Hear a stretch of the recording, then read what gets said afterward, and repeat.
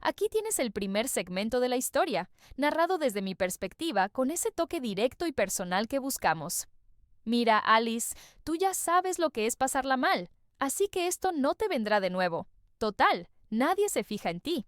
2 años en una prisión de mínima seguridad no te van a liquidar, créeme. Cuando salgas, te daremos tu dinero. Mi viejo deslizó ese expediente sobre su escritorio con la misma naturalidad con la que pides una hamburguesa, sin siquiera pararse a pensar que me estaba mandando a la sombra. La carpeta estaba hasta arriba de pruebas de fraude fiscal y malversación, todas esas movidas turbias que mi hermana Beatriz se había estado haciendo. Ahí estaba ella, sentada en el sofá, fingiendo que lloraba a moco tendido en un pañuelo, mientras mi madre le daba palmaditas en la espalda para consolarla. El plan era sencillo. Necesitaban a alguien que cargara con el muerto para que Beatriz pudiera casarse con un tipo de la familia Sterling. Gente con mucha pasta. El mes que viene. Y por supuesto, esa alguien tenía que ser yo. No me puse a gritar ni intenté defenderme. Simplemente agarré el archivo, dejando que mis manos temblaran lo justo para que ellos pensaran que estaba hecha pedazos por dentro. Necesito un día entero, le susurré. Solo 24 horas para asimilarlo. Mi padre asintió con la cabeza, sintiéndose el amo del mundo.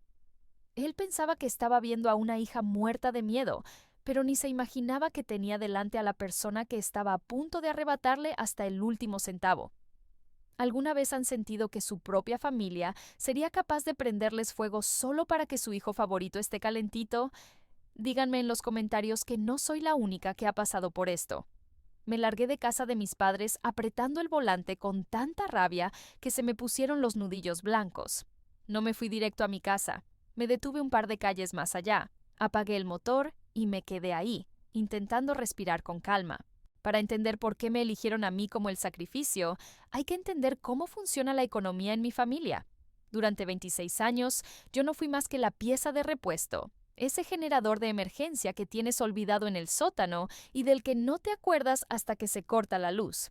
Mientras yo me congelaba en mi estudio de mala muerte, comiendo fideos de paquete y estudiando para mis exámenes bajo una manta para no gastar en calefacción, Beatrice se daba una vida que, sobre el papel, era imposible de pagar. Me acuerdo de estar mirando Instagram el invierno pasado y verla ahí, tan campante. Se había etiquetado en un retiro de lujo en Bali, de esos de 5 estrellas, diciendo que era un viaje de negocios. Sabía perfectamente que su pequeña consultoría no tenía ni un solo cliente, pero a mis padres les encantaba la fachada. Mi madre hasta le puso un comentario diciendo lo orgullosa que estaba de su hija visionaria. Ellos pagaron ese viaje, igual que pagaron el Audi que ella terminó destrozando 3 meses después. Aquí tienes la siguiente parte adaptada. He mantenido ese estilo de hombre común, directo y sincero, dándole un poco más de profundidad a cada frase para que fluya de forma natural cuando lo lea una IA. Ellos eran los que soltaban la pasta para ese apartamento en pleno centro que ella, con toda la cara del mundo, le realquilaba a una amiga. Se gastaron hasta el último centavo en mantener a Beatriz en lo más alto, básicamente porque les aterraba pensar que, si cerraban el grifo, ella se vendría abajo como un castillo de naipes. ¿Y qué pasaba conmigo? Pues para Arthur y Marta, yo no era más que una empleada de entrada de datos de lo más corriente. Me veían como una decepción, alguien sin ninguna ambición que se pasaba el día archivando papeles por 18 pavos la hora. Pero, para ser honesto, esa era exactamente la película que yo quería que se creyeran. Era mucho más seguro así. Lo que no sabían es que, en realidad, soy auditora forense senior en uno de los bufetes de abogados más duros y agresivos de todo el estado. Mi día a día no tiene nada que ver con teclear números por deporte. Mi trabajo es salir de casa. Me dedico a rastrear activos que la gente intenta esconder en divorcios de mucha pasta o en fraudes de quiebras corporativas. Yo soy la que encuentra las cuentas en paraísos fiscales, las empresas fantasma y hasta los empleados que solo existen en el papel. Soy como un tiburón que se viste con un cardigan beige para pasar desapercibido. Mis padres no tenían ni la más remota idea de esto porque, francamente, nunca se molestaron en preguntar. En 5 años, ni una sola vez me dijeron, Alice, ¿qué es lo que haces de verdad en la oficina? Antes eso me dolía en el alma, pero esa noche, sentada ahí en el coche, me di cuenta de que su falta de interés era, en realidad, mi mejor arma. Durante mucho tiempo me rompí la cabeza pensando por qué me odiaban tanto. Pero mientras me quedaba mirando cómo la lluvia golpeaba el cristal, por fin lo entendí todo. No era odio, era una simple cuestión de números. Para mis viejos, el éxito es como un pastel con raciones contadas. Si me daban un trozo a mí, sentían que se lo estaban quitando a Beatriz.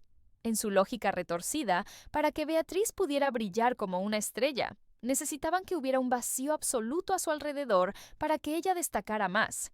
Y yo era ese vacío. Yo era esa póliza de seguro que guardas en un rincón oscuro, dejando que junte polvo hasta el día en que la estrella principal se apaga. Y, bueno, ese día por fin había llegado. Beatriz se había dedicado a robar, a mentir y a estafar al gobierno, y ahora su estrella se estaba pegando el batacazo. Así que bajaron al sótano, me quitaron el polvo y decidieron que ya era hora de que cumpliera con mi función. Querían que me tirara de cabeza al fuego para que ella no se quemara ni un pelo. Pensaban que mi silencio era una señal de debilidad, pero no se daban cuenta de que, mientras ellos le construían ese mundo de fantasía a mi hermana, yo me estaba volviendo una experta en derribar imperios. Así que arranqué el motor. No iba a volver a casa a echarme a llorar. Iba directa a la oficina a ponerme manos a la obra. Me metí en el estacionamiento de un restaurante de esos que nunca cierran, uno que estaba completamente desierto a esas horas. El letrero de neón que había encima no dejaba de zumbar, sonando igual que un bicho moribundo, pero ni me molesté en bajarme del coche. No es que tuviera ganas de un café. Lo que yo buscaba era la verdad. Metí la mano en el asiento del copiloto, busqué en mi bolso y saqué la computadora.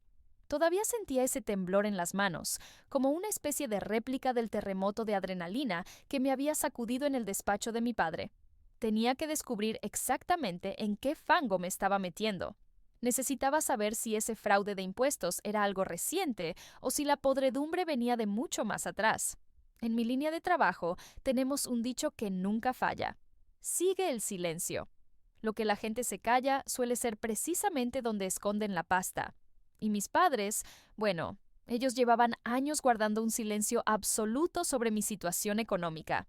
Nunca se pararon a preguntarme por qué no me compraba un coche nuevo o por qué seguía viviendo de alquiler en lugar de comprar algo. Ni una palabra. Conecté la laptop al internet de mi teléfono y entré directo al portal de crédito. No estaba haciendo nada ilegal ni usando programas de hackers de las películas. Solo estaba haciendo lo que cualquier adulto con 2 dedos de frente hace de vez en cuando: revisar su historial crediticio. Puse mi número de seguro social, mi fecha de nacimiento y pasé las preguntas de seguridad. Un clic y para adentro. La pantalla se actualizó de golpe, bañando todo el interior del coche con esa luz azulada. En ese momento se me cortó la respiración. Yo esperaba encontrarme con una hoja casi en blanco. Quizás lo típico: los préstamos de la universidad, las letras del coche y mis recibos del alquiler. Pero lo que tenía delante de mis ojos era la escena de un crimen financiero. Mi puntuación de crédito estaba por los suelos, por debajo de los 500 puntos. Pero lo que de verdad me revolvió las tripas fue cuando abrí la pestaña de las cuentas activas. Resulta que tenía 3 tarjetas de crédito a mi nombre, todas exprimidas al máximo, con una deuda acumulada de $45,000. Y por si fuera poco, aparecía un préstamo empresarial para una consultora de mala muerte. Esa startup de moda que Beatriz intentó montar y que se hundió hace 5 años. Bueno, ahí estaba la prueba. Habían pedido un capital de $50,000. Y por supuesto, la cuenta figuraba ahora mismo en mora. No habían pagado ni un centavo. Hice clic en la información de contacto de las cuentas para estar 100% segura. Necesitaba verlo ahí, en blanco y negro, sin ninguna duda. Y no tardé en encontrarlo. El correo electrónico de recuperación para cada una de esas cuentas fraudulentas era arthur.whitford@gmail.com. Mi propio padre. Me eché hacia atrás en el asiento, sintiendo cómo se me escapaba el aire de los pulmones en un segundo. La cosa no era solo que me hubieran pedido cargar con sus culpas esa misma noche. Es que llevaban robándome la identidad desde que yo tenía 21 años. A esa edad, yo apenas podía pagarme los libros de contabilidad forense. Cenaba pan tostado para estirar el dinero. Y mientras tanto, mi padre usaba mi nombre para financiar los caprichos de Beatriz. Cuando me decían que no tenían ni $1 para ayudarme con el alquiler, en realidad estaban hundiendo mi historial crediticio solo para que ella no se hundiera. En ese momento, la verdad me golpeó con una frialdad absoluta. Para ellos, yo nunca fui una hija. Ni siquiera me veían como a una persona. Yo era un recurso, una simple línea de crédito que podían exprimir y luego tirar a la basura. Me habían estado ahogando durante años para que Beatriz pudiera seguir nadando. Me miré las manos y ¿saben qué? Habían dejado de temblar. Es curioso, ¿verdad? Uno pensaría que descubrir que tus padres son unos criminales que te apuñalaron por la espalda te dejaría destrozado. Cualquiera pensaría que me pondría a llorar como una loca. Pero no solté ni una lágrima. Las ganas de llorar se evaporaron y en su lugar apareció una claridad mental tan afilada que cortaba como un cuchillo. Ese vínculo emocional que me tenía atada, esa esperanza infantil de que si me sacrificaba lo suficiente algún día me querrían, todo eso se rompió, desapareció, y de repente me sentí mucho más ligera. Me sentí peligrosa. Ya no era esa chica asustada que estaba en el despacho de su padre. Ahora era la auditora. Acababa de encontrar la pieza que no encajaba, el error que iba a echar abajo todo su chiringuito. Cerré la laptop con firmeza. No me fui a casa a dormir, ni mucho menos. Tenía cosas que hacer. Si de verdad querían que me hiciera cargo de sus delitos, pues perfecto. Iba a asumir la responsabilidad de todo, pero a mi manera. Llegué temprano a la oficina. Bueno, no a mi oficina de siempre, porque no podía arriesgarme a que me rastrearan en el servidor de la empresa buscando trapos sucios de mi familia. Me fui a mi centro de operaciones, un espacio de coworking que abría las 24 horas y que solía usar para mis trabajos de consultoría por cuenta propia. No pegué ojo en toda la noche. Me puse el uniforme de auditora y me puse a trabajar. Empecé a desmenuzar los archivos de esa supuesta consultoría, la empresa que estaba ligada al préstamo que me habían encajetado a mi nombre.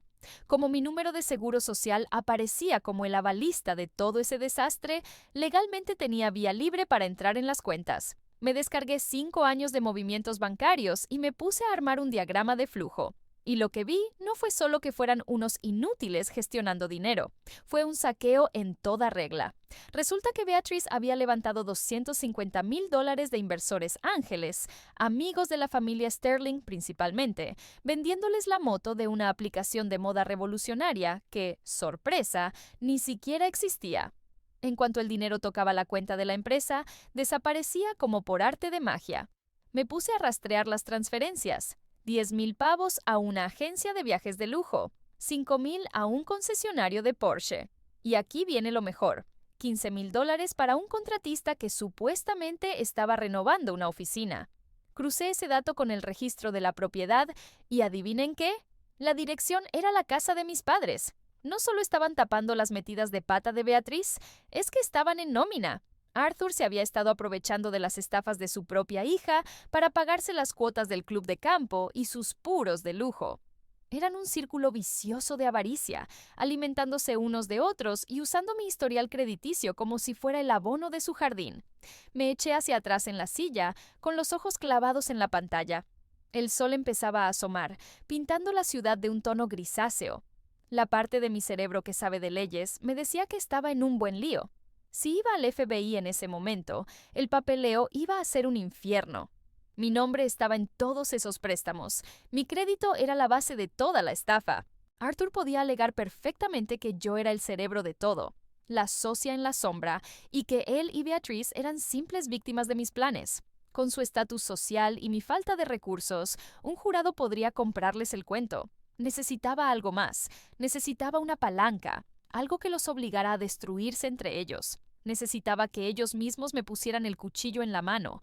Me puse a mirar la columna de activos en las cuentas de mis padres y, la verdad, daba pena. Estaba casi vacía. Habían liquidado sus fondos de jubilación y reventado sus propias tarjetas de crédito. Lo único que les quedaba con valor real, su último tesoro, era la casa. Una mansión colonial impresionante de 4 habitaciones en el distrito histórico, valorada en $1,500,000. Era su gran orgullo, su símbolo de estatus y el escenario donde montaban todo ese teatro de la familia perfecta. Como la compraron hace 20 años, ya casi estaba pagada del todo. Abrí una pestaña nueva en el navegador. No iba a denunciarlos, al menos no todavía. Mi plan no era solo defenderme, iba a liquidarlos por completo. Entré en la web de la Secretaría de Estado de Wyoming. Ese estado tiene algo especial. Resulta que Wyoming es uno de los pocos sitios que te permite montar una empresa LLC de forma totalmente anónima. No hace falta que pongas nombres de socios ni de gerentes. Es, básicamente, una caja negra donde nadie puede ver qué hay dentro. Así que registré una nueva empresa bajo el nombre de Nemesis Holdings LLC. Pagué el extra para que el trámite fuera inmediato y luego me puse a redactar un documento legal. Era una escritura de renuncia, de esas que se usan para pasar una propiedad de manos rápidamente, casi siempre entre familiares. El papel decía que Arthur y Martha Whitford transferían el 100% de los derechos de su casa a Nemesis Holdings LLC por la simbólica cantidad de $10. Lo imprimí todo. Parecía algo de lo más inocente. Eran solo 3 hojas de papel, pero tenían el poder de convertir a mis padres en simples inquilinos de su propia casa de la noche a la mañana. Después, busqué en mis contactos hasta que di con Sara. Ella es una notaria móvil a la que ya había contratado antes para unos temas de embargos bastante serios. Es una profesional de los pies a la cabeza, discreta y, por supuesto, cara. Sara, le dije en cuanto me cogió el teléfono, necesito que vengas esta noche a casa de mi padre para una firma. Es un asunto delicado, un tema de protección de activos. Tienes que estar allí a las 8 en punto. No hagas preguntas, solo comprueba las identificaciones y pon el sello en los papeles. Tarifa estándar más el suplemento por urgencia, ¿no? Me preguntó. Te voy a pagar el doble, le contesté. Y Sara, una vez que los papeles estén firmados, me largo de allí al segundo. ¿Estamos? Entendido, dijo ella y colgamos. Me quedé mirando las 2 pilas de papeles sobre mi escritorio. En un montón estaban todas las pruebas de sus fraudes. En el otro estaba la trampa que les había tendido. Ellos querían que yo los salvara. Querían que barriera toda la basura que Beatriz había soltado para poder seguir jugando a ser los reyes del mambo. Agarré mi bolso. Iba a darles exactamente lo que querían. Iba a salvarlos, pero les iba a costar hasta el último centavo que tenían a su nombre. Llegué a casa de mis padres a las 7:55 en punto. El ambiente en el despacho había cambiado. Ya no estaban tan agresivos, ahora estaban impacientes. No es que estuvieran preocupados por cómo estaba yo, lo único que les quitaba el sueño era que se les acababa el tiempo. Aquí tienes la siguiente parte. He mantenido la intensidad del momento, usando ese lenguaje directo de alguien que sabe que tiene la sartén por el mango, aunque por fuera finja lo contrario. Beatriz no paraba de caminar de un lado a otro, mirando el celular cada 30 segundos. Seguro que estaba muerta de miedo, pensando que su prometido le iba a escribir antes de que ella tuviera la ficha limpia. Yo, por mi parte, hice mi papel a la perfección. Al fin y al cabo, llevaba 26 años practicando para hacer exactamente lo que ellos querían ver. Me puse en plan sumisa, encogí los hombros y dejé que la voz me temblara un poco, como si estuviera a punto de desmoronarme. Está bien, lo haré, dije, sin levantar la vista del suelo. Yo cargaré con la culpa. En cuanto lo dije, Marta soltó un suspiro que sonó como el silbido de una olla a presión liberando aire. El alivio le salía por los poros. Sabíamos que harías lo correcto, Alice, dijo ella, casi con desprecio. Pero levanté la cabeza de golpe, abriendo los ojos como si estuviera entrando en pánico. Hay un problema gordo. Hablé con un amigo que es abogado. Así, como algo hipotético, claro. Arthur entrecerró los ojos y me lanzó una mirada de sospecha. ¿Qué problema? Las normas para las sentencias. Solté. Y le solté una mentira que me supo a gloria. Como el fraude pasa de los $200,000, los federales no se conforman con la cárcel. Van a pedir una restitución total e irán a confiscar cualquier bien que esté relacionado con el dinero estafado. Señalé con un dedo tembloroso primero a Beatrice y luego a las paredes de la habitación donde estábamos. Rastrean cada centavo, papá. ¿Saben que con ese dinero se pagaron las reformas de aquí? Si yo me declaro culpable ahora mismo, lo primero que van a hacer es venir a por esta casa. La van a embargar para pagarles a los inversores. Arthur se puso pálido como un muerto. Esa casa era su Dios, su tesoro más preciado. La quería más que a sus hijos y probablemente más que a mi madre. No pueden hacer eso, balbuceó, perdiendo la compostura. Vaya si pueden, insistí yo con firmeza. A menos que la escondamos. Esta misma noche. Saqué la carpeta de mi bolso. Para ese momento mis manos ya estaban firmes como una roca, pero ellos no se dieron cuenta. Estaban demasiado ocupados devorando con la mirada la solución que les ponía delante. ¿Me han ayudado a redactar esto?, les dije. Es una estrategia para proteger los activos. Transferimos la escritura de la propiedad ahora mismo a una sociedad anónima, Nemesis Holdings LLC. Si la casa ya no está a su nombre cuando empiece la investigación, no pueden tocarla.